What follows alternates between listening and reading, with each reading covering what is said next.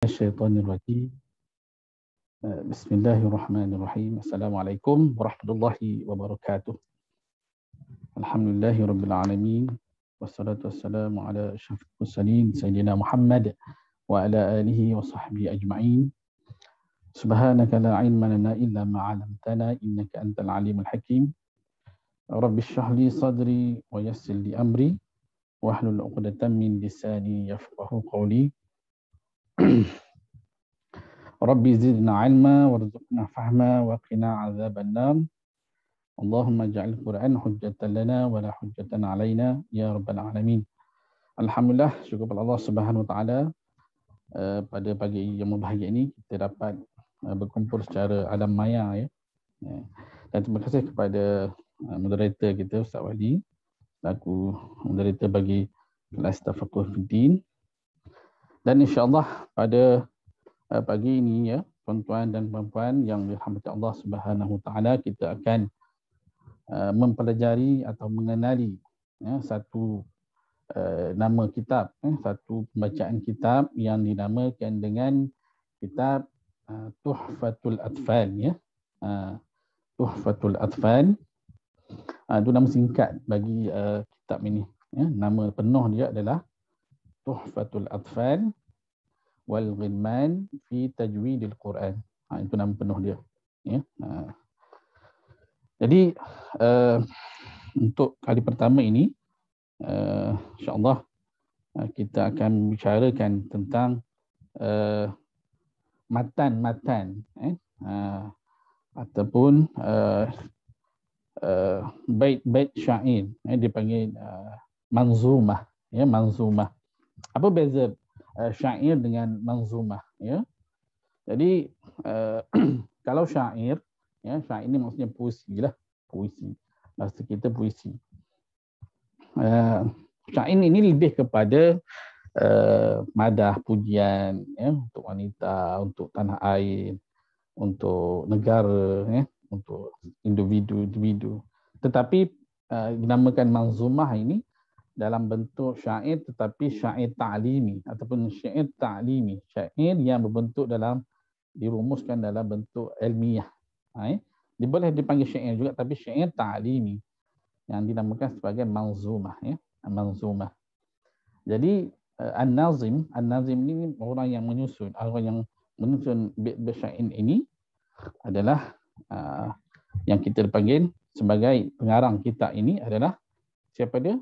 Syekh Sulaiman Al-Jamzuri ya. Nama singkat dia. Nanti kita akan ceritakan tentang secara detail apa dia, nama dan sebagainya lah. Ya, jadi tidak manislah, tidak eloklah kita tahu nama kitab tetapi tidak mengetahui nama pengarangnya. Ya, mesti kena tahulah nama. Maka tak kenal maka tak cinta. Ya, dipanggil insya-Allah dalam bentuk nazam syair. Ya, insya-Allah. Baik. Bagi untuk makluman tuan-tuan dan puan-puan ya,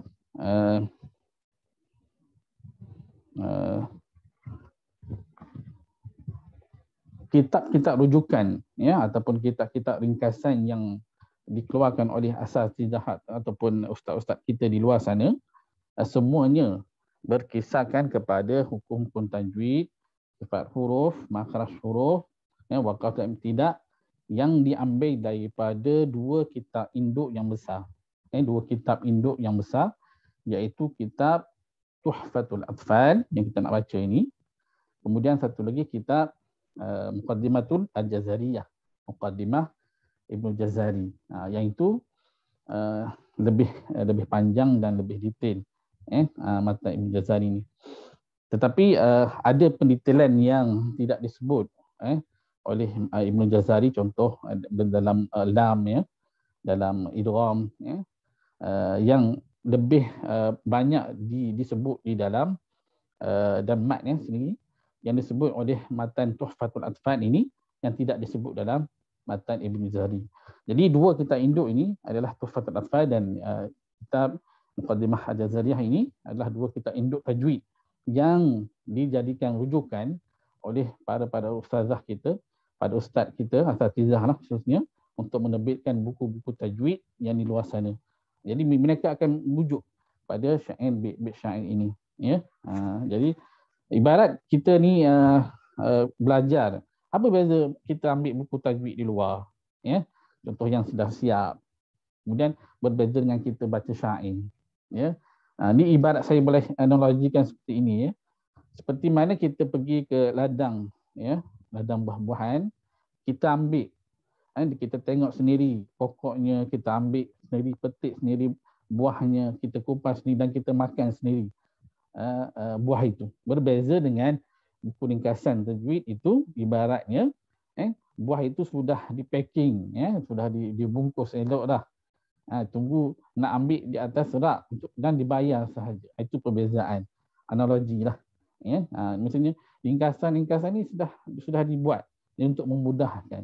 Jadi kita ni baca manzumah ataupun matan syair ini nak tahu daripada usul ataupun asal ilmu hukum tajwid yang dikeluarkan oleh ulama ataupun saudara kita sebagai ringkasan tajwid yang ada pada hari ini.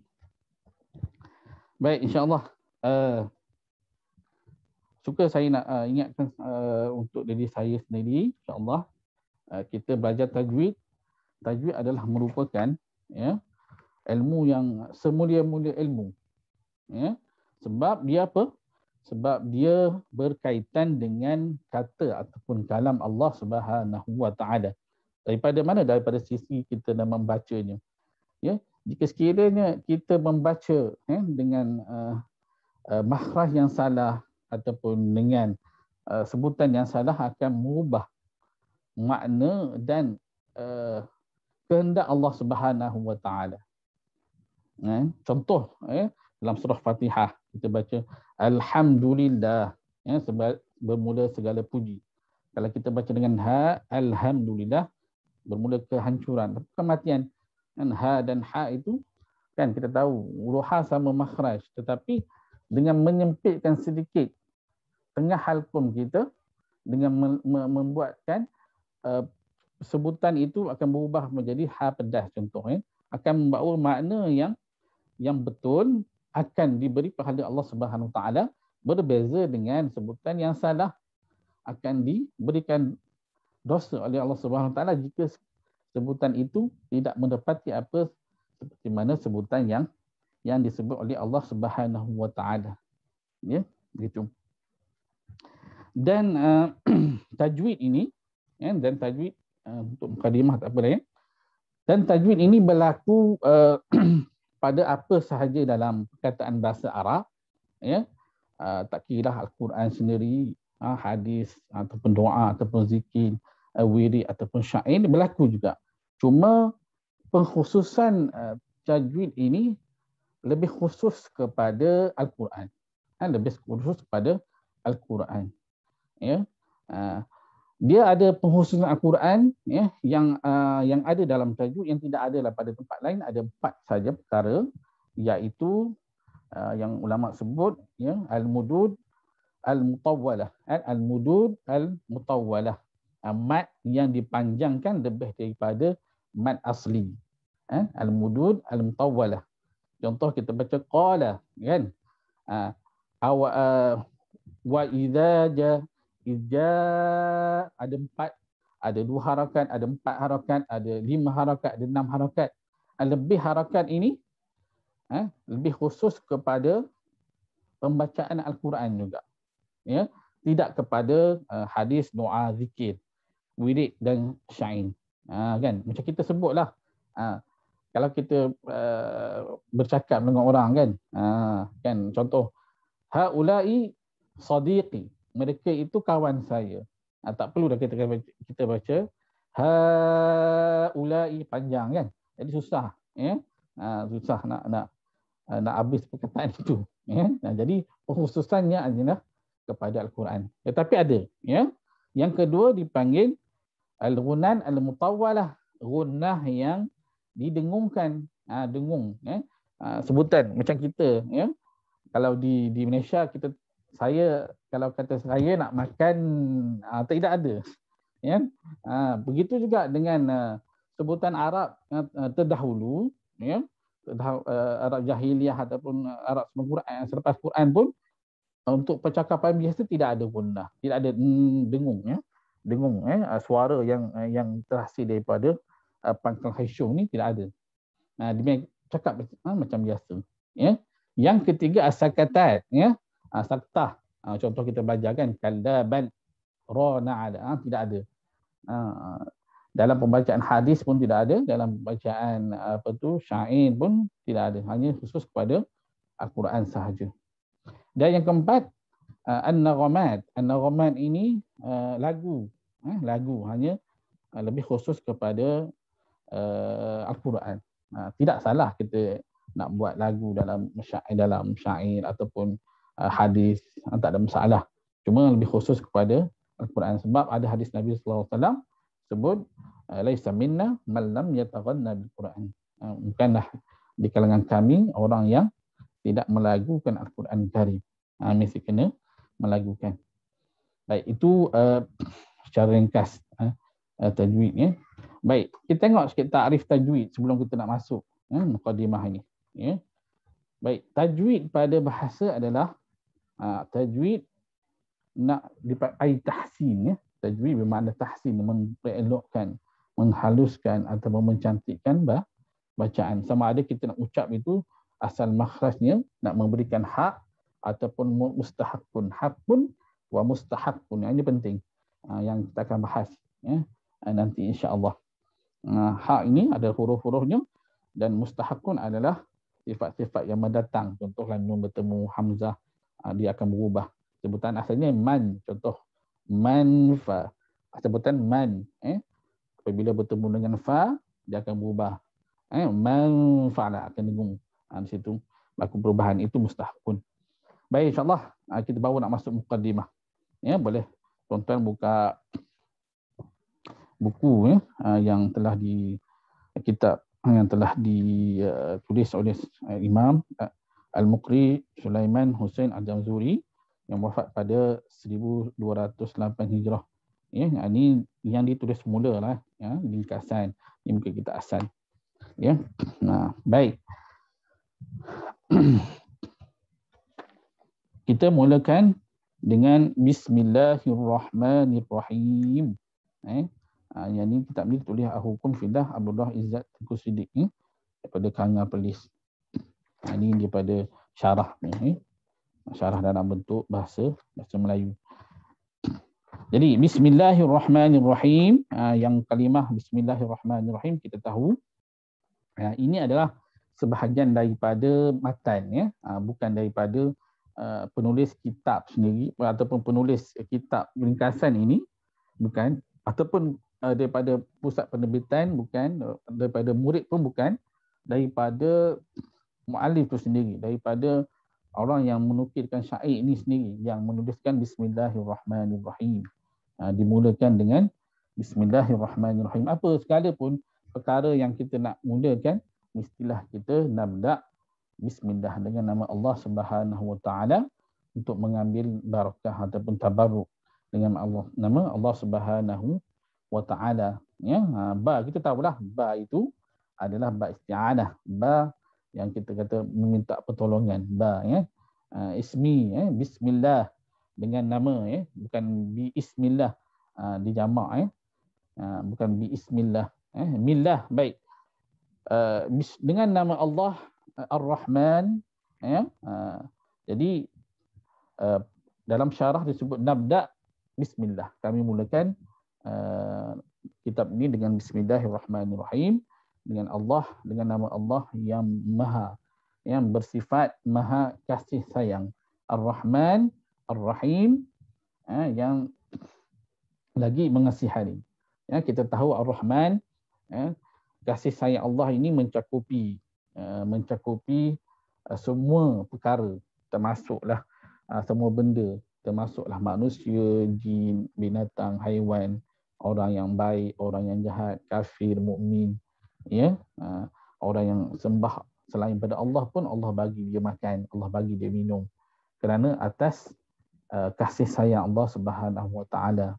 Boleh saja Allah menyekat rezeki mereka, orang yang sehari-harinya tidak menyembah Allah, boleh saja, tetapi Allah ni masih mempunyai sifat yang paling mulia, itu kasih sayang Ar-Rahman, maka Allah bagi semua perkara ataupun benda mengikut sunnatullah. Kan? Jika sekiranya mereka buat perkara itu lebih, maka dia akan dapat lebih. Itu sunnatullah. Ya, kerja lebih dapat gaji lebih, makan lebih kenyang lebih. Itu sunnatullah.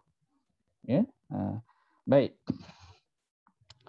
Ar-Rahim, kita tahu Ar-Rahim sifat Allah yang Maha Mengasihi, iaitu khusus kepada orang-orang yang beriman. Ya, orang-orang yang beriman. Beza Ar-Rahman, Ar-Rahim. Asal daripada perkataan Rahimah juga. Ya, cuma Ar-Rahim ini lebih khusus kepada orang yang beriman. Ya, untuk dimasukkan di dalam Al-Quranul Karim. Baik.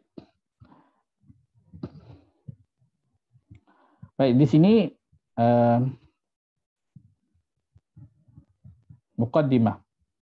Muqaddimah. Al-muqaddimatu. InsyaAllah sama-sama kita baca nanti. Saya akan sebutkan nama penuh beliau. Ya. InsyaAllah kita baca dulu, takut tak sempat masa dah 11.30. Baik, insyaAllah. Yaqulu raji rahmatil ghafuri dauman Sulaimanu wal jamzuri. Kita boleh baca dengan baris yang belakang. Ya. Ini dipanggil syair, kita baca dengan barisnya. Ya. Berbeza dengan Al-Quran. Ya. Bila kita waqaf rahmatil ghafur, tetapi syair kita baca. Sebab apa? Dia takluk dengan bait syair ini dipanggil ma'ruf lah. Ya. Kalau kita boleh nak buat lagu boleh.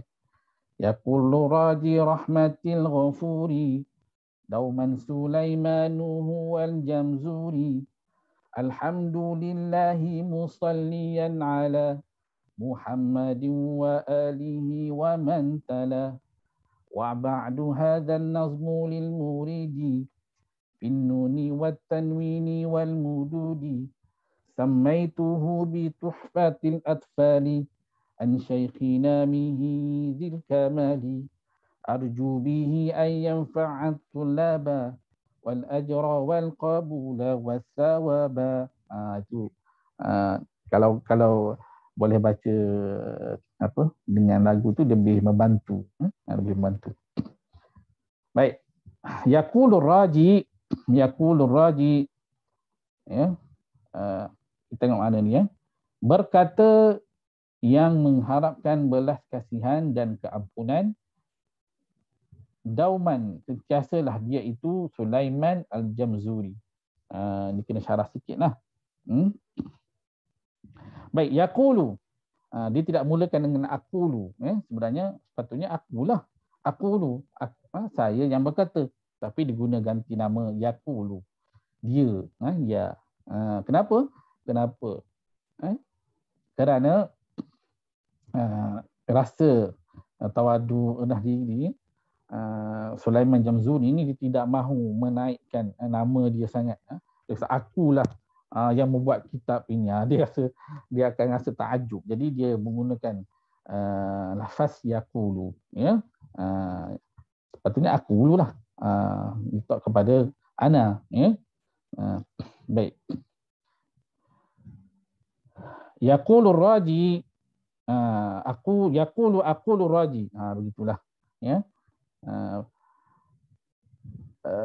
Sulaiman Al-Jamzuri ya, mengharapkan keampunan daripada Allah Subhanahu wa taala, rahmatil ghafuri, yang biasa mengharapkan keampunan Allah Subhanahu wa taala. Dauman Sulaimanu wal Jamzuri, dia itu sentiasalah Sulaiman itu yang dinamakan sebagai, yang dibahasakan dengan huwal al-Jamzuri. But huwal Jamzuri adalah nama tempat ni, nama tempat bagi sebuah tempat yang berada di Mesir, yang berada bersebelahan dengan Tonta. Kalau di Jamzuri ni dalam 15 km daripada Tonta. Saya pernah belajar di Azhar dulu. Kalau di tempat saya, di tempat Mahfazah Buhairah ataupun Damnahur tu lebih kurang sejam setengah daripada Damnahur ke Tonta. Nama Jamzuri. Tapi dia ingin dikenali sebagai Sulaiman Al-Jamzuri. Seperti Imam Syafi'i lah. Imam Syafi'i ini bukan namanya Syafi'i. Muhammad bin Muhammad bin Syafi'i. Kan? Jadi dinamakan satu tempat, satu qaryah, satu tempat namanya Jamzur. Jadi Jamzuri penisbahan, penisbahan. Contoh Kelantan, Kelantani, ya. Pahang, Bahanji, kan. Selangor, Selanjut, kan. Selanjuri, dia ada penisbahan, kan. Tontor, Tontowi, Jamzur, Jamzuri. Begitu. Ini nama penisbahan nama dipanggil. Baik. Kemudian seterusnya, Alhamdulillahi musalliyan ala, Alhamdulillahi musalliyan ala Muhammadin wa alihi wa man tala. Apa pengarang kata? Segala puji bagi Allah yang melimpahkan selawat ke atas. Di situ. Bait yang kedua, alhamdulillah, segala puji lillah bagi Allah. Ya. Dia ada puji, ya. Ada puji dan syukur, ya. Musalliyan, musalliyan, selawat. Musalliyan ala, ke atas. Baik. Di sini bermula segala puji, ya, bagi Allah Subhanahu wa taala. Musalliyan, sepatutnya takdirkan usalli, ya. Aku berselawat ke atas Nabi Muhammad, tapi digunakan musalliyan, takdir kepada salli. Baik. Kalau lafaz selawat ini, kita tahu bahawasanya selawat Allah Subhanahu wa taala kepada Nabi Muhammad sallallahu alaihi wasallam yang Allah sebut dalam Quran, innallaha wa malaikatahu yusalluna 'alan nabi ya ayyuhallazina amanu sallu 'alaihi wa sallimu taslima. Ya, dia terbahagi kepada 3. Kalau selawat ini diucapkan oleh Allah Subhanahu wa taala, dia akan berbentuk rahmat, ya. Kalau Allah selawat kepada Nabi Muhammad, itu bentuknya rahmat. Allah nak bagi rahmat kepada Nabi Muhammad sallallahu alaihi wasallam.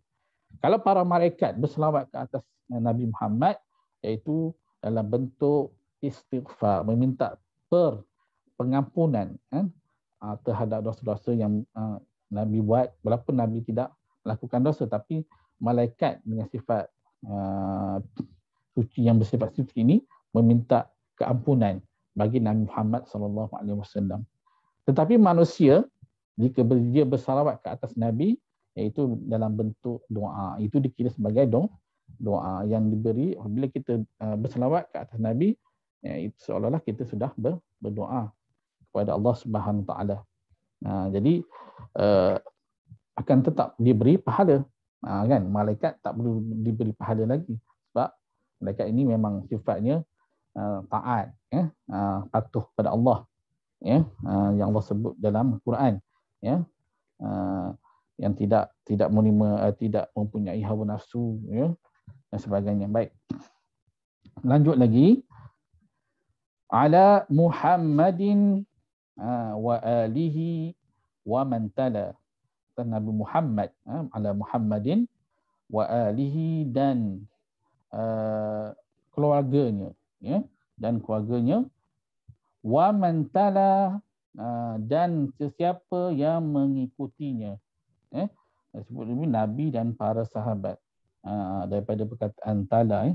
Tala yatlu tilawatan, kan, tala mengikutinya. Tapi kalau baca qiraah, ya, kalau tala ini yang mengikuti, ya. Baik. Wa ba'du, terusnya, wa ba'du hadzal nazmu lil muridi fin nuni wat tanwini wal mududi. Baca gitu, ya. Dan setelahnya, wa ba'du, wa ba'du dipanggil ayat pemisah, ya. Ayat pemisah. Lepas daripada puji Allah SWT, baru nak cerita, ya, baru nak cerita tentang bait syair ini. Macam kita lah, mukadimah, kan. Kita nak contoh, kita nak bagi ucapan satu majlis, contoh, kan. Takkan terus-terus. Apa khabar tuan-tuan? Baik, hari ini kita nak bincang tentang kan mula-mula macam tu. Mesti puji-pujian dulu, selawat dulu ke, ucap terima kasih kepada pengurusi majlis ke, dis terhormat dulu. Tu maksudnya puji-pujian. Kemudian wabak tu ayat pemisah dia. Ada pun selepas pada itu, kalau bahasa pondoknya lah, dan setelahnya lah, setelah itu, setelah mana? Setelah puji Allah Subhanahu Wa Taala dan selawat ke atas Nabi tadi, hadzan nazmu lil muridi, ini adalah nazam. Nazam ni maksudnya gubahan puisi. Gubahan puisi lil muridi, untuk para murid. Lil murid. Kita pun panggil murid kan. Murid talib, orang yang murid yang menghendaki akan ilmu itu. Ya. Lil muridi. Finnuni wat tanwini wal mududi. Dalam membahaskan hukum, huruf nun, finnuni wat tanwini wal mududi, pada membahaskan hukum nun, tanwin dan mad. Disebut 3 perkara. Tapi sebenarnya ada banyak lagi, bukannya itu saja disebut. Kalau ada sebut ni dalam kitab ni, dia ada tentang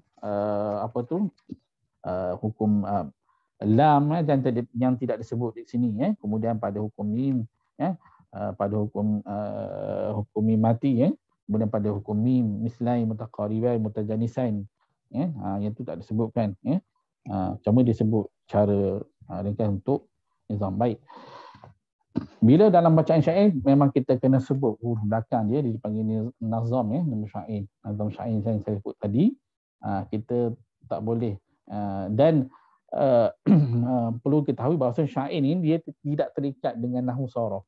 Dia boleh, dia fleksibel. Dia macam dikecualikan lah. Kita boleh katakan dia kecualikan. Dia ada boleh, cuma macam ada satu perkara itu dia dikecualikan. Sebab apa? Sebab nak li darurah, dipanggil daruratul syair, kerana darurah syair itu supaya nazamnya sama kan. Kalau ikut nazam ni dipanggil nazam bahar rajaz, bahar rajaz. Wazan atau wazan mustaf'ilun kan.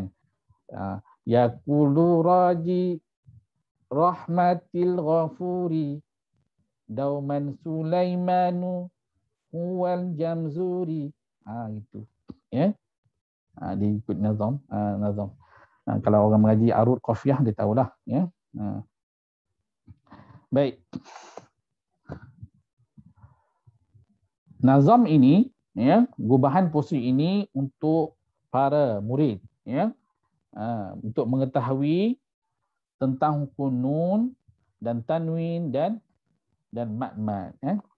Saya lupa pula nak sebut nama dan terjemahan makna Tuhfatul Atfal ni. Baik, kau teringat. Tuhfatul Atfal maksudnya hadiah. Hadiah bagi atfal ni, kanak-kanak. Kanak-kanak. Maksud di sini permulalah orang yang nak memulakan. Anak-anak tu anak-anak dalam tajwid maksudnya, tak kira anak tu sudah berjanggut ke, sudah mempunyai cucu ke, dia punya anak-anak tajwid, anak-anak yang masih yang ingin mengetahui hukum tajwid dalam bentuk asas, dalam bentuk asas. Baik, kita baca satu lagi, muka bersurat. Sekejap lagi saya akan huraikan siapa pembacanya. Kita nak baca ni dulu, Habis pada bait syair yang ketiga, kita masuk bait syair yang keempat. Samaituhu bi tuhfatil atfali an syaikhina mihi zil kamali arju bihi an yanfa'at tulaba wal ajra wal qabula was thawaba. Apa pengarang kata? Samaituhu, aku namakan gubahan puisi ini dengan nama Bituhfatil Atfal, dengan Tuhfah Atfal, yang kuningkan daripada guru kami Mihi an Syaikhina, daripada guruku, syekh kami. Syekhina daripada guru kami, namanya Mihi. Mihi. Nama Mihi. Mihi ini bukan nama sebenar juga, nama tempat, satu tempat, nama satu tempat yang berada di dia berhampir dengan Pontoh juga, tapi dengan kalau di Mesir dia panggil Shibin, Shibin Qom tu. Nama tempat juga Mihi ni. Mihi Zil Kamali. Daripada guru kami Mihi, kita boleh rujuk nota itu. Terjemahan literal bagi kalimah ialah hadiah bagi anak kecil. Ini menunjukkan isyarat bahawa buku ini tahapnya adalah untuk anak-anak kecil atau mereka yang baru mula untuk belajar. Baik. Yang keempat, daripada guru kami Mihi, yakni merujuk kepada gurunya Al-Alamah Syekh Nuruddin Ali bin Umar Al-Mihi. Syekh Al-Mihi. Nanti kita akan sebut juga biodatanya, kita biar kita tahu siapa Imam Syekh Sulaiman Hussein bin Muhammad Ash-Shalabi Al-Jamzuri ni dengan Syekh dan gurunya Syekh Nuruddin Ali bin Umar Naji Al-Fansi Al-Mihi. InsyaAllah. Sikit lagi sebelum kita masuk hukum nun, kita akan sebut nanti insyaAllah. Baik. Arju bihi ayyam tabih lagi. An-Syaikhina Mihi Zil Kamali.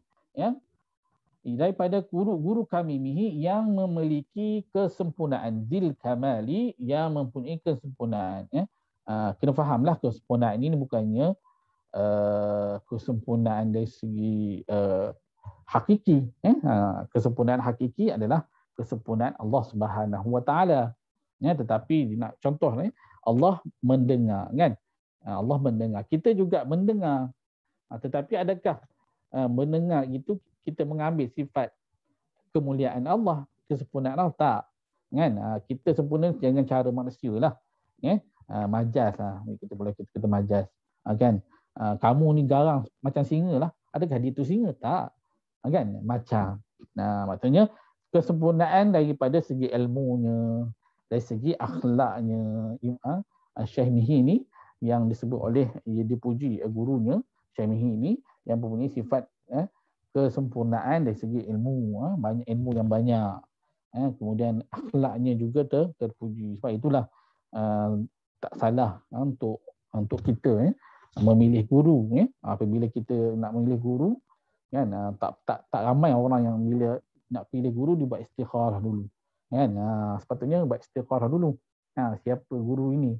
Kan, macam mana pendiriannya, kemudian macam mana, adakah dia ini benar-benar siqah ataupun tidak, kan? Tahu keburukannya, tahu siapa keburukannya, kena tahu siapa musuhnya lah, kan?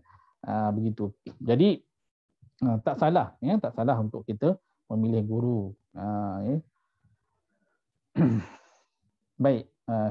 Kemudian bait yang syair yang kelima, arju bihi an yanfa'at tullaba wal ajra wal qabula was thawaba. Arju bihi, aku berharap. Aku berharap, arju. Bihi, dengannya, dengan mana? Dengan gubahan puisi inilah. An yanfa'at tullaba, akan memberi ini bermanfaat. Memberi manfaat bagi para penuntut.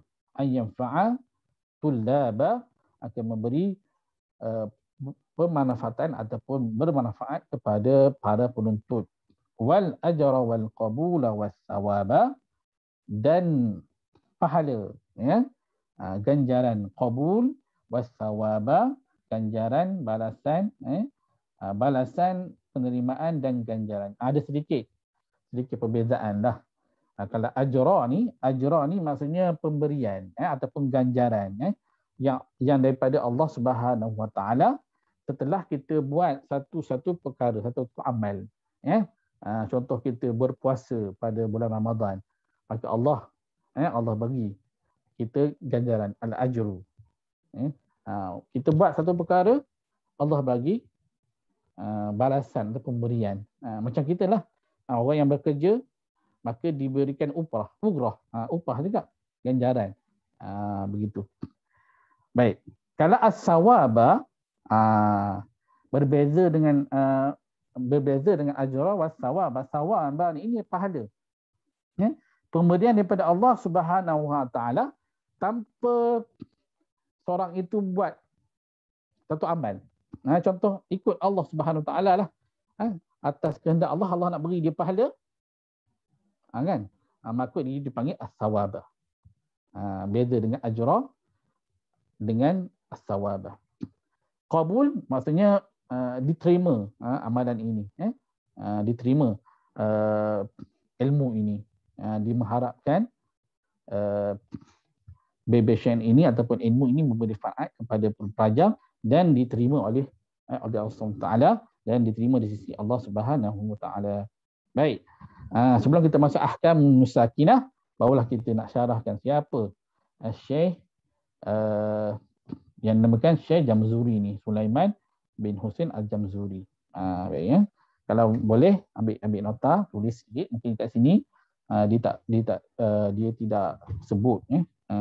Dalam kitab ni kecil ni. Ini dipanggil kutaib lah ya. Bukan kitab kutaib. Kutaib ni maksudnya sorin ataupun dipanggil apa dia? Kecil daripada kitab-kitab ni, besar sikit ya. Kalau kutaib ni mungkin kitab yang lebih kecil. Begitulah. Jadi dia tak syarah banyak siapa imam penulis kitab ini. Ya. Baik, siapa penulis kitab ini? Baru kita nak masuk. Lepas ni barulah kita masuk pada hukum pula. Tapi kita nak puji dulu Allah Subhanahu Taala, baru kita nak sebut. Baik, siapa imam penulis ini?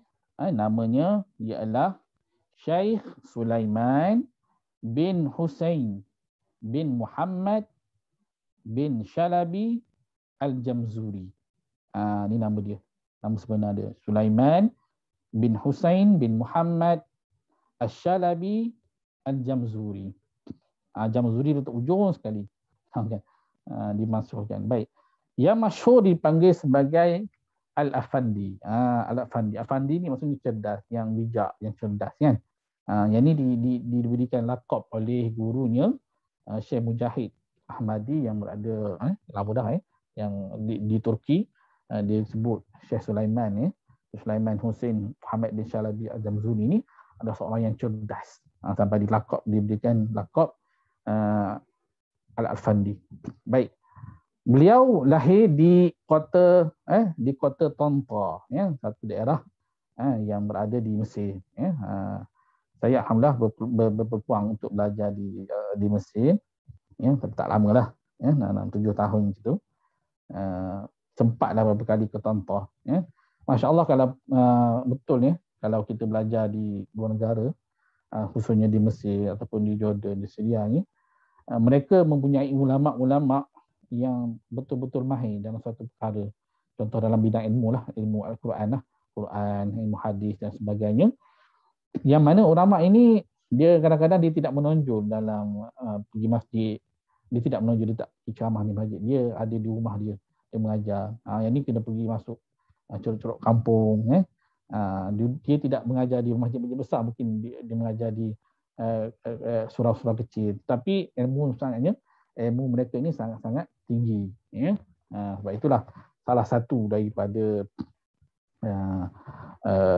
perkara ataupun asbab mereka nak mengaji di Mesir ni, sebab terdapat ramai guru-guru yang alim yang alim, bukan saja alim tetapi kita waduknya dengan ilmu-ilmu yang banyak. Begitu. Baik. Sebut lagi, baik.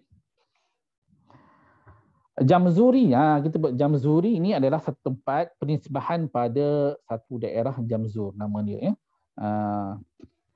di satu kota tempat ayahnya Jamzur ini, iaitu Husain bin Husain ini, dia buat syair juga. Jadi dia berada di daerah Minufiyah, dari 15 km daripada Tanta. Baik. Baik. Kita nak tahu juga apa karya, ya. Dia ini bermazhab Syafi'i, ya. Bermazhab Syafi'i. Baik. Antara karya yang Syekh Sulaiman Al-Jamzuri ni dia karangkan kitab banyak dalam 6 ataupun 7 nama kitab ni. Nanti insya-Allah kalau kita sempat kita akan sebut di akhir nanti. Insya-Allah ini kita nak fokus pada pembahasan nazam dulu. Baik. Seterusnya kita nak sebut tentang guru dia pula. Guru pula. Baik. Siapa guru dia? Syekh Mihi ni, nama dia adalah Syekh Nuruddin Ali bin Umar bin Naji bin Fanashi Al-Mihi. Syekh Nuruddin Ali bin Umar bin Naji bin Fanashi Al-Mihi. Disebatan pada sebuah kota namanya Al-Mih. Al-Mih. Namanya kota Al-Mih. Jadi nisbah Al-Mihi lah. Kalau Tontawi. Ni ya. Dia berhampiran dengan kota Shibin Al-Qom. Ya. Beliau dilahirkan pada tahun 1139 Hijrah. Ya. Banyak ada kisah dia, sangat alim. Jadi kisah tentang Syekh Mihi ini sangat banyak. Jadi saya tak nak ambil masa yang banyak untuk kita baca riwayat dia. Sekadar kita tahu nanti insya-Allah. Baik. An Syekhina Mihi bil Kamal. Yang terjadi. Baik. Jadi Syekh Sulaiman Al-Jamzuri ini, main mudah Syekh Sulaiman Al-Jamzuri dia bertalaqi dengan Syekh Mihi, ya. Bertalaqi secara musyafahah. Yang ini penting ni konsep talaqi ni, ya. Dia konsep metod untuk talaqi dia ada beberapa cara lah, ya. Yang pertama dengan talaqi, dia panggil talaqi. Talaqi ni maksud kita berjumpa dengan guru kita. Musyafahah ni maksudnya bibir ke bibir. Guru tersebut kan tengok bibir kita dan kita tengok bibir guru. Itu dipanggil musyafahah. Kan? Ada yang dipanggil secara talqin. Talqin ni maksudnya guru baca, kemudian anak murid ikut. Kan pernah dengar tak? Kan? Guru baca. Kan? Kemudian murid ikut. Yang tu dia panggil secara talqin. Kalau tahsin pula murid baca, guru cek. Tu panggil tahsin, kan? Contoh tahsin Quran kan. Kan murid baca, guru pun saya maaf salah ni. Ni baca begini. Tu panggil tahsin. Kan. Kalau tajwid pula belajar ilmu secara detail. Di segi hukum makna, di segi sifat huruf dan sebagainya. Ya. Baik. Barulah kita nak masuk kepada ahkamin nun sakinati wat tanwin. Hukum nun as-sakinah wat tanwin, ya. Hukum nun sakinah dan tanwin. Baik, ahkamun nun as-sakinati wat tanwin. Hukum nun sakinah dan tanwin. Hukum penamaan hukum ini sendiri ditulis oleh pengarang kitab, bukannya daripada penerbitan kitab, bukan, daripada Sulaiman Al-Jamzuri sendiri dia tulis ahkamun nunis sakinati wat tanwin. Tajuk ini memang dia sendiri yang tulis, ya. Dia kata apa? Linnuni intaskun walid tanwini arba'u ahkamin fakhut tabyini fal awwalul izharu qabla ahrufi lil halqi sittun ruttibal fata'rifi. Tu maksudnya syair dia. Ya, nazam dia. Linnuni intaskun walid tanwini. Bagi huruf nun intaskun, jika dia itu bertanda sukun, dia mati dah. Walid tanwini, dan juga apa-apa huruf yang ada pada tanwin, ya, nun sukun dan tanwin, arba'u ahkamin, arba'u ahkamin. Sepatutnya arba'atu ahkamin, ya, sepatutnya. Sebab lafaz ahkamin itu muzakkar. Sepatutnya begitu, ya, tetapi darurah syair, ya. Darurah syair, jadi dibaca arba'u ahkamin. Begitu. Dipanggil darurah tu daruratu syiariyah. Ya. Bagi nun dan sukun, bagi nun yang mati dan sukun dan tanwin, maka padanya arba'u ahkamin, 4 hukum hakam. Ia mempunyai 4 hukum hakam. Fakhudh, maka ambillah tabyini, penjelasanku ini. Dia ada 4 hukum. Bagi nun dan tanwin ada 4 hukum. Jadi yang kita belajar yang 5 hukum tu, hukum 5 tu macam mana pula tu? Jadi kita nak sebut hukum terbahagi kepada 5 pun boleh, nak sebut 4 pun boleh. Tapi dalam syair dia mungkin dia diringkaskan sebab dia akan membahagikan pula idgham, dia masukkan idgham itu kepada 2 pula.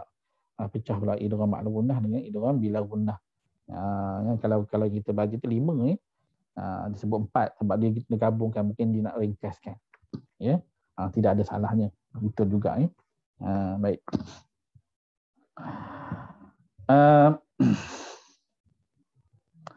Dan apabila, saya baca sekali lagi, apabila nun mati dan tanwin, selepasnya berjumpa dengan huruf-huruf hijaiyah. Huruf hijaiyah. Perbezaan lah sedikit di antara huruf al-hijaiyah dengan huruf abjadiyah. Abjadiyah yang digunakan pakai oleh sebelum turunnya Al-Quranul Karim, ya. Kemudian disusun oleh seorang ulama pada kurun 90 Hijrah, 190 Hijrah, oleh pada zaman Yusuf Ibnu Al-Thaqafi, ya. Yusuf Ibnu Al-Thaqafi, dia menyusun dengan baris itu. Dulu alif ba jim dal abjad hawas hatti kalimun sa'fas qarsyad, kan, dhaffaz dhaghaz, begitu. Jadi disebut begitu. Jadi disusun pada zaman itu, disusun alif ba ta sa jim ha, begitu disusun pula. Zaman abjadiyah alif ba jim dulu, alif ba jim dal, bukan alif ba ta sa jim dal, alif ba jim dal, kemudian hawaz ha waw zai, jadi ikut turutan gitu. Itu beza di antara huruf hijaiyah dengan huruf abjadiyah. Huruf hijaiyah dengan huruf abjadiyah. Baik. Kita baca matan lagi. Sambung. Ya.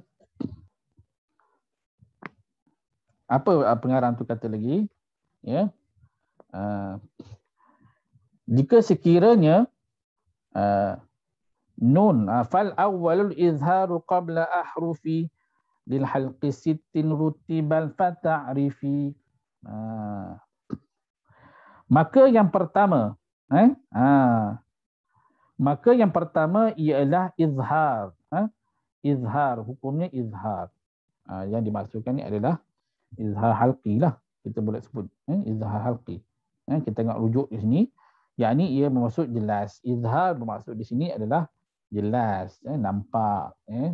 Izhar, zahara, kan. Maaf zahir dan batin. Maaf apa yang nampak, apa yang tak nampak, kan. Zaman time kita raya, kan, maaf zahir dan batin. Zahara tu lah. Izhar. Qabla ahrufi bil halqi sittun rutibat fata'rifi. Dan nun dan huruf-huruf yang bertanwin itu haruslah disebut dengan jelas dengan membaca, sebelum membaca huruf-huruf halqum. Sebelum kita nak lafazkan huruf-huruf halqum, nanti dia akan sebutlah huruf dia, ya. Maka sebutan itu kena jelas. Sebutan apa? Sebutan nun. Sebutan nun itu kena jelas. Sebutan tanwin itu kena jelas. Contoh, an, man, jelas sebutan dia. Kalau man, contoh, kan, makhraj mim, kan, mim bibir. Kemudian nun yang sukun, ya, ujung lidah diletakkan di langit. Man, jelas, ya. Begitu.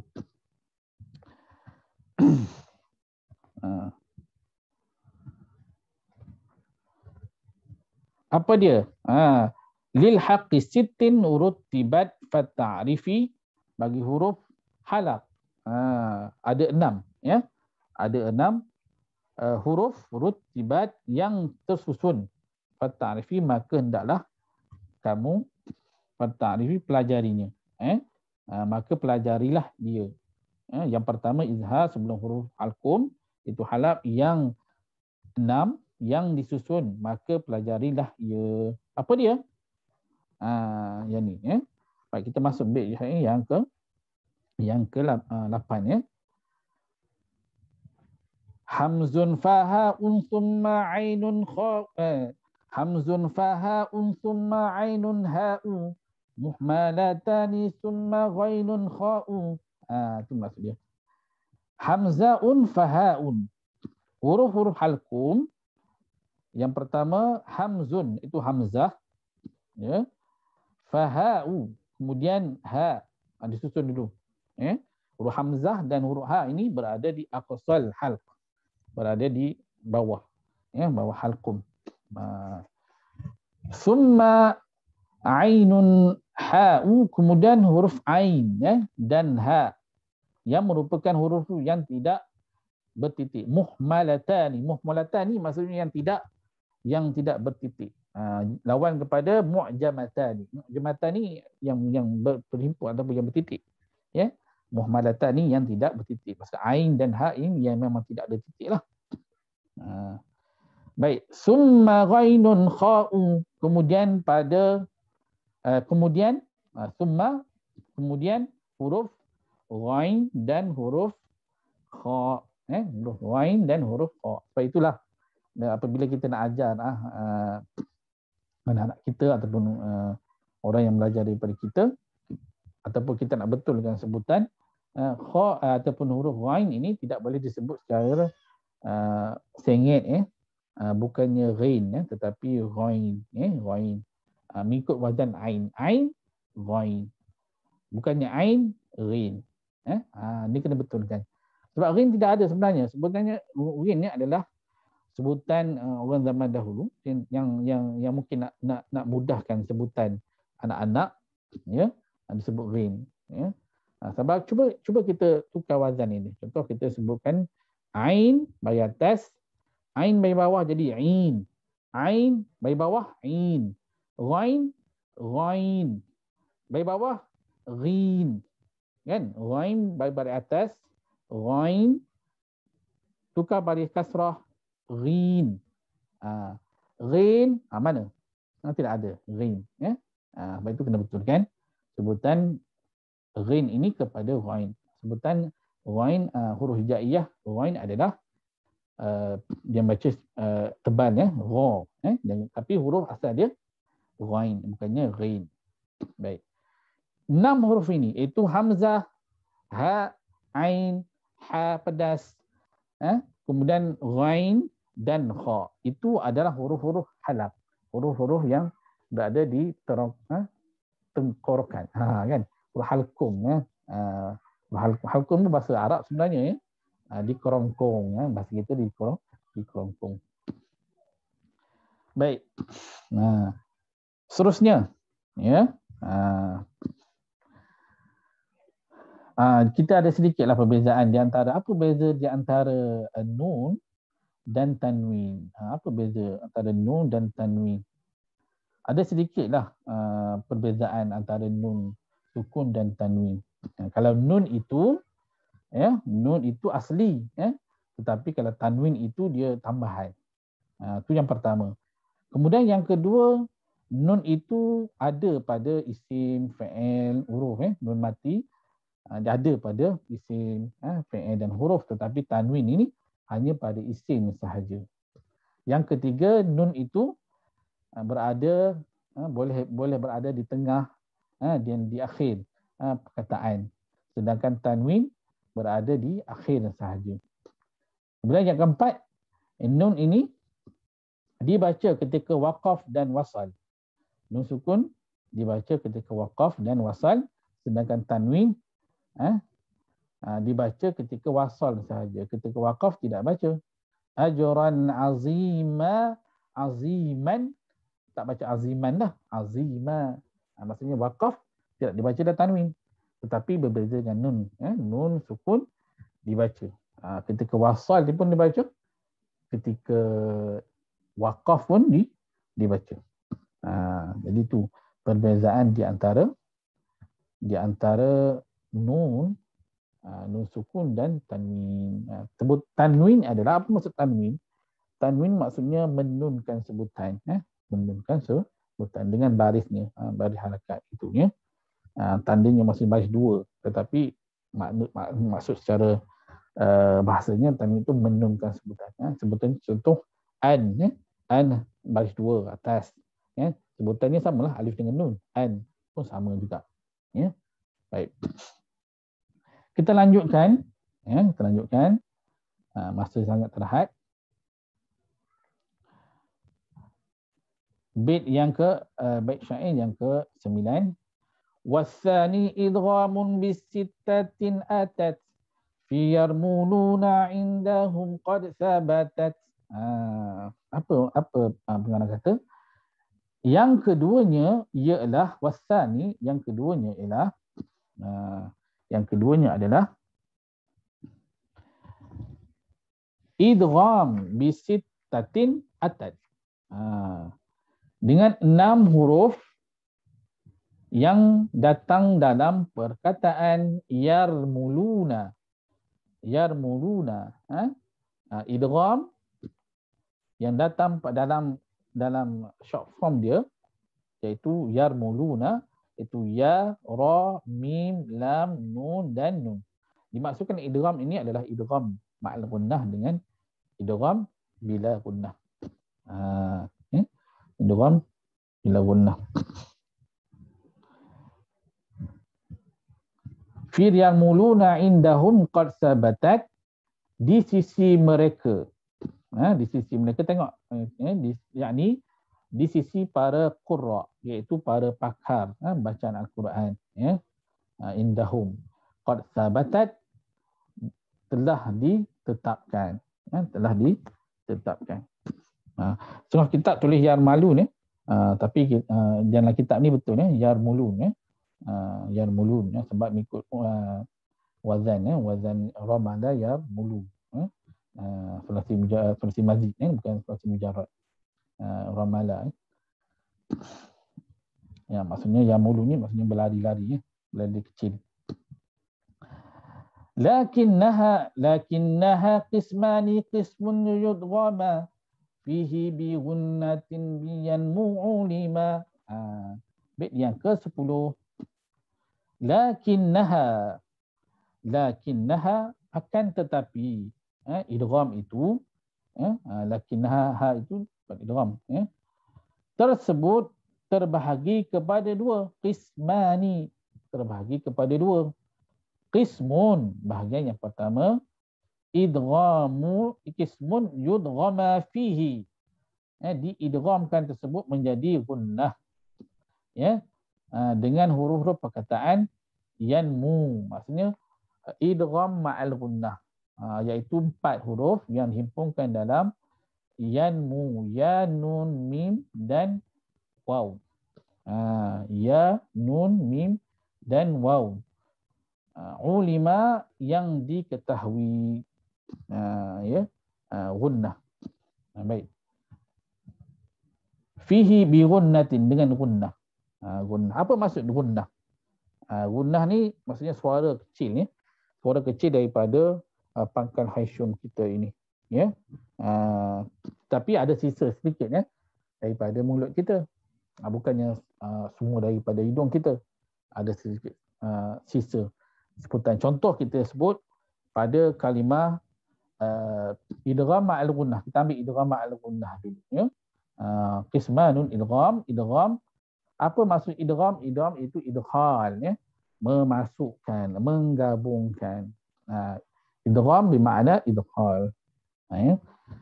Dalam ilmu tajwid, ulama sengaja membuat istilah idgham ini, sebab apa? Sebab kalau ikut makna secara Arabnya idkhal, ya, idkhal. Tetapi dalam khusus dalam ilmu tajwid ni, dia memang kred ataupun ulama qurra dia akan sebut satu perkataan dia panggil idgham, nak menggabungkan ini dengan perkataan idgham bukan idkhal. Idkhal kalau kita kata dakhala masuk kan. Kita tak boleh kata kalau kita kata udkhul masuklah. Bahasa Arab biasa kan, bahasa Arab kitab. Tapi kalau kita nak tukar kepada bahasa Arab kitab kepada bahasa Arab kepada tajwid, kan? Kita kata udghum, masuklah. Ataupun idgham, masuk. Tak boleh, tak boleh nak muafiqkan makna di segi istilah tajwid itu dengan perkataan Arab. Dia maksudnya idgham ni memang khusus untuk tajwid sahaja, perkataan itu idgham. Selain itu tajwid dan sebagainya disebut sebagai dakhal ataupun dakhala, kan, fi'il madinya masuk. Baik. Kita contoh bagi ya, contoh man yaqulu kan, kita dengungkan, gunnahkan, dengungkan. Kalau kita tutup hidung, dia tidak berhasil kita nak sebut. Cuba tutup hidung, tak boleh. Ya, mesti dia ada gabungan suara di antara pangkal lidah kita, pangkal haisyum kita ni, suara pada haisyum dan mulut kita. Ya, mulut kita. Baik. Kemudian tetapi di sana ada perbahasan ulama tentang dipanggil tingkatan gunnah ini, yang mana yang perlu dilamakan dengungnya, perlu dipanjangkan dengungnya, ya. Gunnah disebut oleh mata Imam Jazuri 2 harakat, 1 alif 2 harakat. Jadi tak ada masalah kita boleh sebut 2 harakat, ya. Baik, kalau dengung yang paling tinggi sekali adalah yang pertama dipanggil akmal ma takun. Akmal ma takun, kalau dengung ini yang nun dan mim yang bersabdu. Nun dan mim yang bersabdu yang dipanggil wajib gunnah itulah. Maka yang ini dipanggil itmamul gunnah. Kesempurnaan gunnah ini yang ini berada di tahap paling tinggi. Dengung. Jadi kena lebihkan sedikit, ataupun idgham. Idgham, tak kira idgham gunnah ke, idgham selain ke yang ada syaddah itu, yang itu dia panggil akmal ma takun, perlu dimasukkan atau didengungkan, masuk serta dengung, ya, dengan sempurna. Maksudnya tahap paling tinggi sekali. Inna fi wa amma begitu kan. Man yaku duduk tahap kesempurnaan paling tinggi. Kemudian tahap yang kedua ikhfa, ikhfa dan iklab. Dengung ikhfa ini dengung juga, ya. 50-50 kan dari kan. Tetapi tidaklah sejauh ataupun sesempurna dengung idgham, ya. Ikhfa dengung juga man fa'ala, tetapi janganlah man fa'ala, dia tak boleh jauh sangat, dia tak boleh dengung dia tak perlu panjang sangat, ya. Yang ketiga sukun izhar, contoh an, am, dia sukun tapi izhar, dengung dia itu. Kemudian yang keempat sukun, nun sukun yang berharakat, nun sukun yang berharakat mengikut kecepatan, sebenarnya mengikut kecepatan orang baca jugalah. Tengok dia baca tahqiq ke tadwir ke hadar ke, ya. Kalau tahqiq maka sesuailah dengan bacaannya. Tahqiq contoh bacaan Bismillahirrahmanirrahim, itu tahqiq, ya. Tadwir macam imam, ya. Bismillahirrahmanirrahim, tadwir sederhana. Hadar untuk orang yang mengulang kaji bacaan hafazan, kan. Dia baca gunnahnya itu pendeklah sedikit, dengan qadar kecepatan bacaan.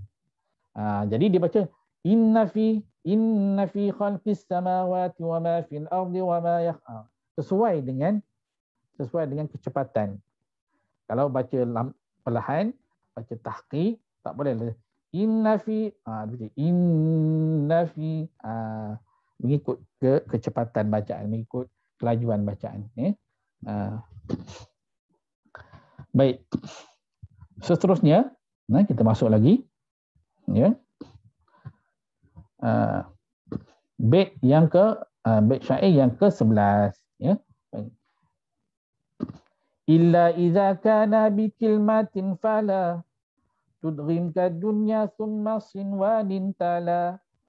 Yang ke-11 ni. Apa dia kata? Yang ke-11 ni, melainkan jika keduanya, yang keduanya mana? Nun sakinah dan tanwin, ada di nota kaki itu nun sakinah dan huruf-huruf bertanwin dan huruf yang dalam perkataan yanmu, tudghim ka dunya thumma sinwanin tala, maka tidaklah ia diidghamkan seperti kalimah sinwanin ka dunya dan thumma dan sinwanin tala, dan yang tala ni maksudnya yang selainnya. Dunyanin, sinwanin, qinwanin, kan? Apa lagi? Bunyanun, ada 4 kan? Pada yang dipanggil sebagai izhar mutlak, kan? Jadi tidak digunnah. Maksudnya dikata pembahagian idgham, dibahagi kepada 2. Tetapi di sana ada dengan gunnah itu tidak perlu didengungkan, seperti kalimah dunya, tidak baca dunya, sinwanin, tak baca sinwanin, tak, jangan masukkan sinwanin, begitu. Baik, saya baca laju-laju dah tu, sebab kita nak kejar masa. Sebenarnya perlu pendetailan lagi, tapi sebab kerana kita ada empat pertemuan saja, kita nak habiskan 61 bait syair ni, jadi saya kena lajulah, sedikit. Baik, tak faham lagi, insya-Allah kita boleh bincang, insya-Allah. Baik, seterusnya bait yang ke-12.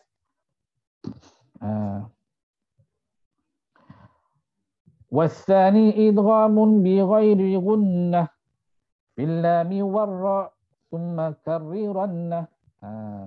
Apa yang dikata? Dan yang kedua, Dan yang kedua ialah, boleh tengok kat situ. Bahagian yang kedua, dua yang mana? Idgham. Pembahagian idgham. Yang pertama idgham ma'al gunnah dengan gunnah, ataupun yang kita belajar idgham ma'al gunnah ataupun idgham bi gunnah. Boleh sebut idgham ma'al gunnah pun boleh, idgham bi gunnah pun boleh. Masuk serta dengung. Bahagian yang kedua ini adalah idgham tanpa gunnah, bi ghairi gunnah, yang kita yang ada dalam buku-buku silibus kita, dia panggil idgham bila gunnah, idgham tanpa dengung. Apa huruf yang selepasnya kita kena masuk tetapi tidak boleh kita dengungkan? Apa dia huruf dia? Fil lami warra summa karriranna. Pada huruf lam dan huruf ra. Lam dan ra kita masuk tetapi tidak dengung. Tidak dengung, tak boleh. Contoh apa dia? Syarrul lakum. Syar tanwin lepasnya berjumpa dengan lam. Tidak boleh kita baca syarrul lakum. Kena baca secara mudgham, idgham, tetapi tidak gunnah, tidak dengung. Syarrul lakum. Kita ambil yang kedua itu, kita masukkan ke dalam huruf yang kedua. Hudal dalam surah Baqarah. Hudal lil muttaqin. Hudal. Jangan macam hudan ataupun hudallil. Jangan kita dengungkan. Min ladunhu, ataupun contoh lagi kan. Raufur rahim. Contoh kan. Tanwin bertemu ra. Raufur rahim. Fur rahim. Warra'i dan ra, yang tu pada huruf ra. Summa karrirannah. Dia kata apa? Kemudian perhatikan takrir anda. Takrir. Apa maksud takrir? Ya, ini dalam sifat huruf ya. Adalah satu huruf adalah ada satu sifat yang paling penting bagi huruf ra adalah sifat takrir ataupun tikrar. Tikrar ini maksudnya ulang-ulang getaran itu. Ya dia macam tu. Ya, tu maksud takrir ya. Dia ada bunyi seketika macam bergetar secara ulangan ya. Boleh tengok rujuk kepada nota kaki yang 12 itu, surat 10 itu. Takrir merupakan sifat huruf bagi bahasa Arab yang khusus bagi huruf ra sahaja ya. Yang ini huruf ini dibunyikan ketika membaca huruf ini bergetar secara ulang. Syekh Jamzuri mengingatkan kita supaya perhatikan takrir kita kerana selanjutnya apabila idgham huruf nun, sakinah dan huruf bertanwin ke dalam huruf ra, maka bacaan ini akan jadi musyaddad ya.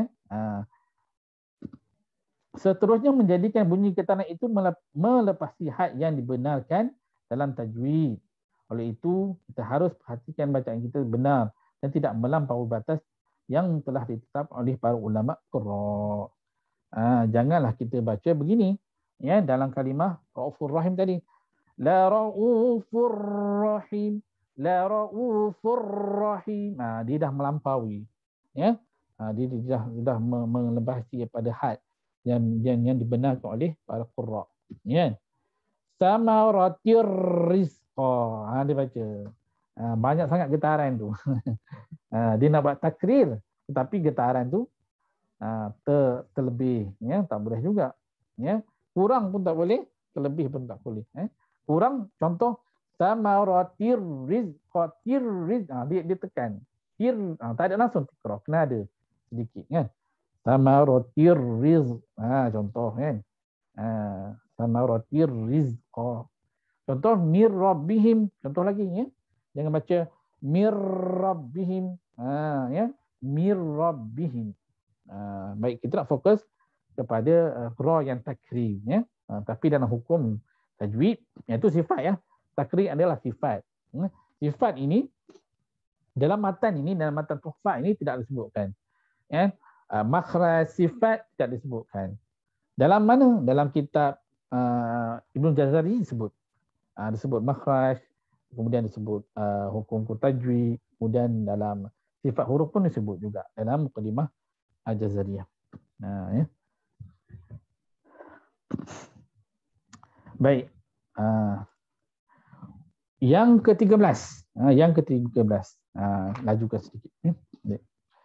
Wasalisul iqlabu indal ba'i miman bi ghunnatil ma'al ikhfa'i. Dan yang ketiga, wasalis. Yang ketiganya ialah iqlabun. Ya. Iqlab, qalbun. Qalb dari segi perkataannya qalibah lah, qalibah. Qalaba. Hati kita panggil qulub kan, hati kita ni bersifat bolak-balik kan. Sebab itu ada doa yang Nabi ajarkan, Nabi tak tinggal kan. Jadi Ummu Salamah tanya Nabi SAW, doa apa yang, wahai Rasulullah, doa apa yang selalu engkau ulang supaya ditetapkan iman ni. Jadi Nabi sebut, ya muqallibal qulub sabbit qalbi ala dinik. Ya muqallibal qulub, wahai Tuhan yang membolak-balikkan hati. Muqallib, yang membolak-balikkan qalb, hati ni. Sekejap nak, sekejap tak nak. Sekejap nak beriman, sekejap tak nak beriman. Sekejap rajin, sekejap malas. Tu perasaan hati tu. Sebab hati ni ada darah yang boleh dimasuki oleh syaitan. Baik. Penamaan iqlab. Iqlab ni maksudnya menukarkan ya. Indal ba'i maksudnya di sana hukum yang ketiga selepas izhar, selepas idgham, yang ketiga adalah iqlab. Iqlab menukarkan indal ba'i maksudnya selepas ada hurufnya, ada huruf ba, tukar diganti dengan apa? Miman. Digantikan dengan huruf mim. Maksudnya sebutan itu sebutan huruf mim. Kalau kita perasan, kalau Nusam Usmani, dia ada tulis mim. Mim ekor yang bawah tu kan. Kalau mim ekor yang pendek itu waqaf, waqaf lazim. Mesti berhenti. Tapi kalau mim yang ke bawah itu menunjukkan hukum tajwid yang dinamakan sebagai iqlab. Maksud dibaca dengan mim. Mim yang ringan. Bi miman bi ghunnatin ma'al ikhfa'i, dengan gunnah berserta ikhfa. Baik. Laju lagi insya-Allah. Kita tinggal masa lagi 15 minit lagi insya-Allah. Kita nak habiskan 16 bit ni. Okey, baik. Warabi'ul ikhfa'u warabi'ul ikhfa'u indal fadili minal hurufi wajibun lil fadili. Yang keempatnya ialah ikhfa. Namanya ialah ikhfa. Yang keempat adalah ikhfa. Sebab dibagi tadi 4 kan? Izhar, idgham, iqlab, ikhfa. Kemudian idgham tadi dipecah kepada 2 pula. Yang keempat, hukum yang terakhir daripada hukum apa? Nun sakinati wat tanwin. Hukum nun mati dan tanwin. Yang terjadi dengan huruf-huruf yang berbaki. Maksudnya huruf-huruf yang Arab yang tidak disebut selain daripada izhar, selain daripada iqlab, selain daripada idgham tadi, baki semuanya duduk pada huruf ikhfa. Semua huruf ada pada huruf ikhfa. Kita boleh tengok nota kaki 14 tu. Yang ini huruf-huruf yang berbahasa Arab yang berbaki, iaitu huruf selain daripada huruf-huruf yang telah disebutkan dalam 3 hukum yang telah dibahaskan sebelum ini. Kan? Fi khamsatin min ba'di ashrim ramzuha fi kilmin hadzal baiti qad dhammantuha. Huruf-huruf yang berbaki tersebut adalah fi khamsatin, ada min ba'di ashrim ramzuha, ada pada perhimpunan 15 huruf. Huruf yang pertama pada setiap kalimah yang aku muatkan pada rangkap yang seterusnya. Apa dia? Boleh tengok bait yang terakhir. Sif zasana kam jada sakhsun qad sama dum tayyiban zid fi tuqan da' zalima.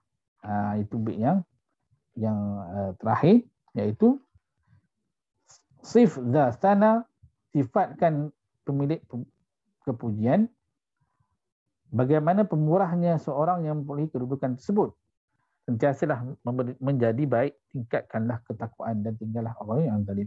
Ini makna yang tidak bawa apa-apa sangat. Cuma kita nak sebut ni huruf-huruf ikhfa ini ada dalam rangkai kata sif za sana itu. Sad, zal, sa, nun, kaf, mim, dal, semua itu dalam ringkasan bait itu dipanggil sebutan itu. Contoh huruf sad, huruf zal, huruf sa, huruf kaf, huruf jim, huruf shin, huruf qaf, sin, dal, ta, zal, zai, fa, ta, da dan za. Itu. Maka dihimpunkan dalam perkataan bait syair tadi. Contoh ikhfa ikhfa disebutkan kena dengung juga. Contoh apa dia? Kita ambil amalan salihah walaman sabara yansurkum. Kan? Ikhfa maksudnya menyamarkan. Ikhfa disebutkan tu. Baik. Cuma ada perbahasan ulama lah tentang perbahasan ikhfa ini. Perbahasan ikhfa ini. Ulama sebut, ulama qurra lah, bukan saya sebut, ulama qurra sebut, di sana ada sebutan ikhfa yang perlu ditebalkan dan ditipiskan, mengikut huruf selepasnya. Jika sekiranya huruf itu huruf yang tipis, dipanggil huruf istifal, maka dengung ikhfa itu tipis juga. Jika sekiranya dengung hurufnya huruf isti'la, contoh huruf sad, huruf dha dan sebagainya, maka dengungnya itu akan ditebalkan. Jadi mukhfa itu akan ditebalkan. Contoh, contoh kita ambil contoh apa dia? Man zalladhi, nun mati bertemu dengan huruf zal. Huruf zal adalah huruf yang tipis, ya, huruf zal. Makhraj zal hujung lidah dikeluarkan, jarum lidah dikeluarkan sedikit. Zal, hujung gigi bertemu dengan hujung lidah. Ya, kan? Zal. Dengung ikhfa perlu didengungkan di antara hidung dan mulut, sentak, bahagikan 50-50. Tetapi dengungnya itu ditipiskan. Tidaklah mau zalladhi, mau tebal sangat. Mau zalladhi, begitu ya. Kalau dengungnya, kalau selepasnya hurufnya tebal, contoh yang surkum. Contoh yang surkum. Yang selepas nun mati ada huruf sad. Sad itu adalah huruf salah satu daripada huruf isti'la, huruf yang dibaca meninggi, huruf yang tebal. Maka dengungnya akan tebal sedikit. Tidaklah kita baca yang surkum, baca tebal sedikit. Yang surkum. Ya. Ikhfa maksudnya menyembunyikan, menyamarkan sebutan nun, ya. Apa maksud ikhfa? Halatun bainal izhar wal idgham. Satu keadaan atau kondisi daripada pembacaan izhar dan idgham, itu maksud ikhfa. Tidaklah jelas, tidaklah dimasukkan. Kita masukkan yang surkum. Ya, masukkan. Tidaklah idgham, tidaklah izhar. Itulah ikhfa. Ikhfa ada berapa? 15 huruf yang kita sudah ketahui. Cuma ada sedikit pembahasan ulama disebut ikhfa ini ada 3 tahap. Tahap tertinggi, ya, tahap awsat, tahap aqsad, tahap yang bawah. Kan? Kalau sekiranya ikhfa itu dia itu 3 huruf yang berada di hujung gigi ni, hujung pangkal gigi atas ni, ta, to, dal, maka dengungnya akan kita sebut contoh antakuna, ta dulu, antakuna. Pendengar ni seolah tidak tahu kita nak sebut ta itu. Antakuna lahu, boleh jadi dal, huruf ta, huruf dal dengan huruf ta, 3 huruf itu. Ini panggil ikhfa ala, ikhfa atas. Kemudian ikhfa aqsa, bawah, kan, 2 huruf qaf dengan kaf, ya. Contoh nun mati bertemu kaf, ya kan. Minka, dengung tapi dia hampir kepada izhar. Minka, seolah-olah pendengar sudah mengetahui kita nak sebut huruf kaf ataupun huruf qaf. Cuma kaf tipis, huruf qaf tebal. Baki 10 lagi, ya, 3 tadi ke atas, ikhfa ala, 3 yang atas, ta, ta, dal. Yang bawah sekali 2 huruf qaf dengan kaf. Yang pertengahan 10. Jadi ikhfa aqsa ini, ya, dia hampir sedikit kepada izhar. Jadi bila kita nak dengung itu, kita tak perlu sangat nak buat bunga-bunga itu. Tak perlu tu minka, minkum. Tak perlu sangat. Minkum.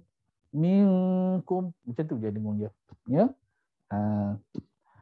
Kemudian kalau huruf ta tadi, ta, ta, dal, boleh kita bunga-bungakan dia tu. Antaku, andada. Contoh, boleh kita nak bunga-bunga sebab dia hampir kepada idgham. Hampir saja. Tapi bukan idgham, hampir saja.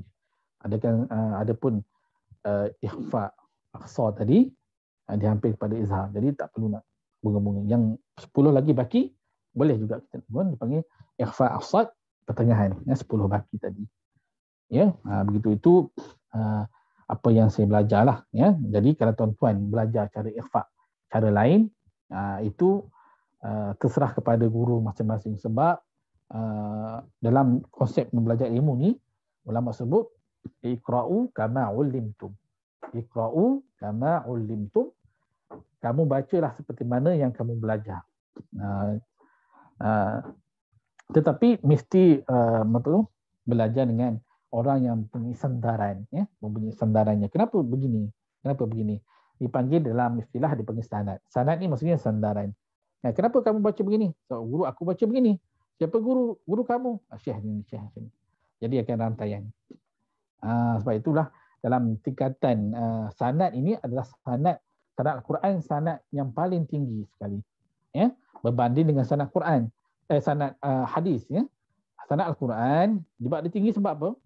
Sebab rantaian itu bersambung, bukannya bersambung kepada Rasulullah saja, bersambung kepada Jibril sampai kepada Allah Subhanahu Wa Taala. Berbeza dengan sanad hadis. Sanad hadis akhir sekali berhenti kepada Rasulullah sallallahu alaihi wasallam, apa yang diucapkan oleh Nabi sallallahu alaihi wasallam. Tapi sanad Quran dia bertali, dia bersambung, ya, mata rantai bersambung kepada Allah terus baca. Macam tu, ya. Jadi kita belajar seperti mana yang kita baca seperti mana yang kita belajar, selagi mana dia guru itu mempunyai sandarannya, ya, mempunyai sandarannya. Bukannya guru yang ambil daripada kitab-kitab dan mereka-reka sendiri bacaan, ya. Itu tidak boleh, ya. Sebab ini Al-Quran ini sebagai ilmu taufiqi, ya, direct diambil, ya, bukan secara dibuat secara apa tu dipanggil istilah kalau fiqh, ya, dia ambil ayat ini dihukumkan, istinbatkan hukum ini, dia buat keluarkan satu hukum, itu fiqh, ya. Tetapi Quran tak begitu, terus direct, ya. Begitulah sebab apa Allah nak jaga kesucian Al-Quran Karim supaya dibaca dengan sempurna dengan baik. Saya kira sekadar itu sahaja.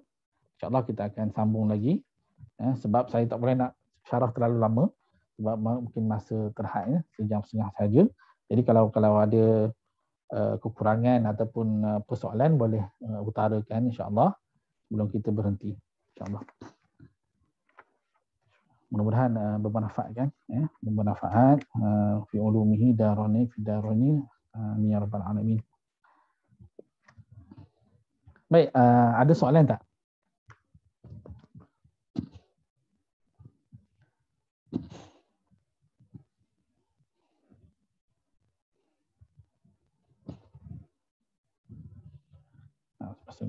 Ustaz Wali, saya rasa cukup sekadar ini. Ada sesiapa yang nak tanya soalan? Ya.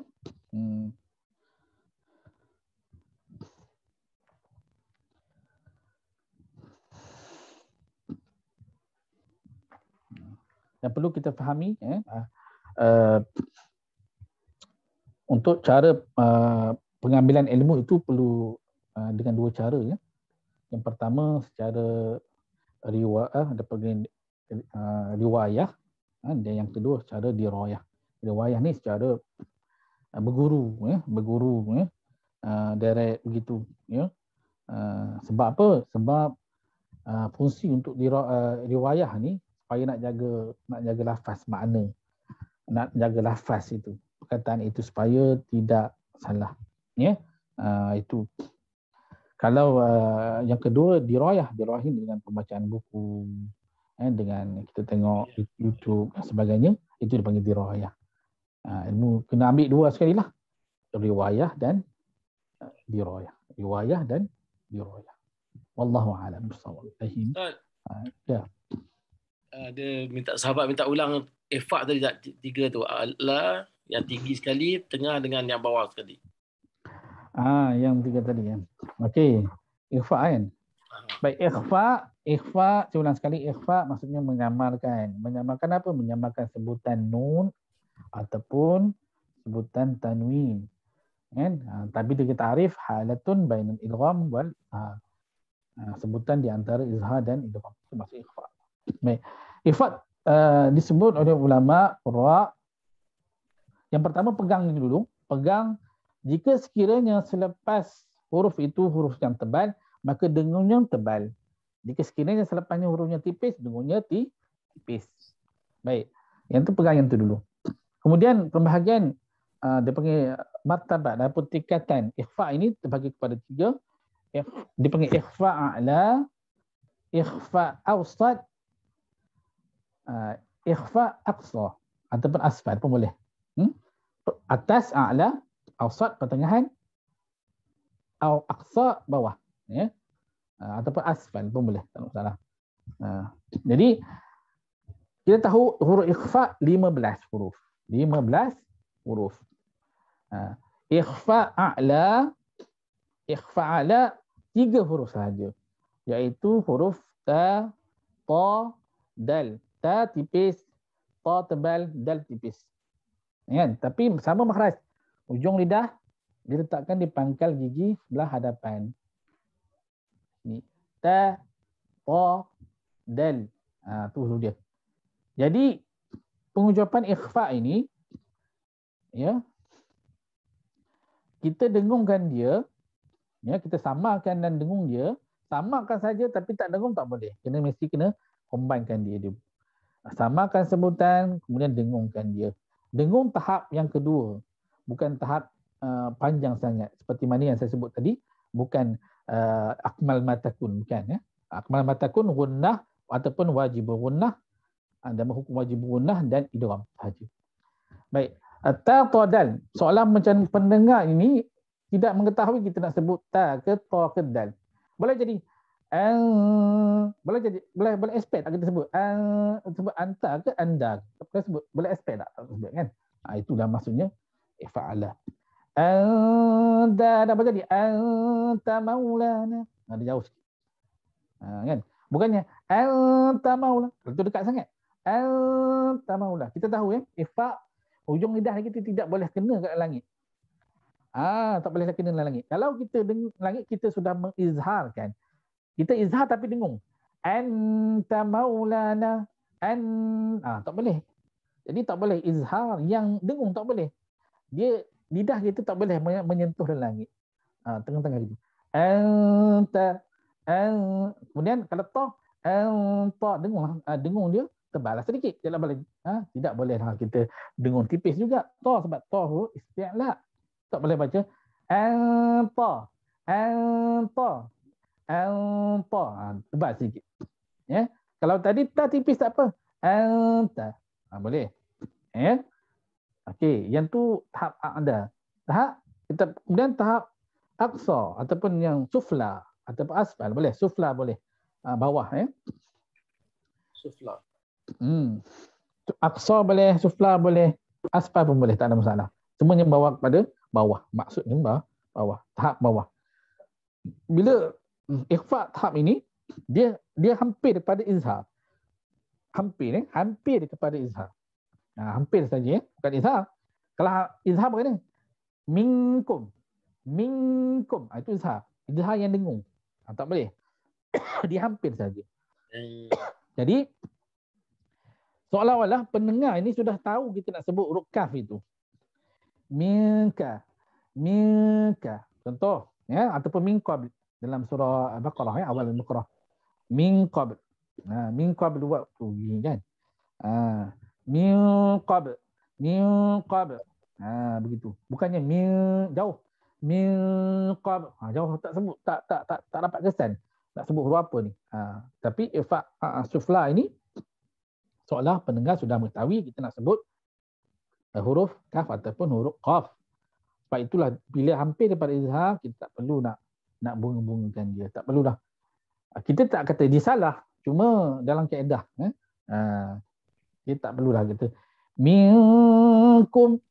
Minkum. Tak ada orang baca begitu, ya. Jadi kalau kita cek Syekh yang Al-Husari pun dia tidak mendengungkan bunga-bunga, ya.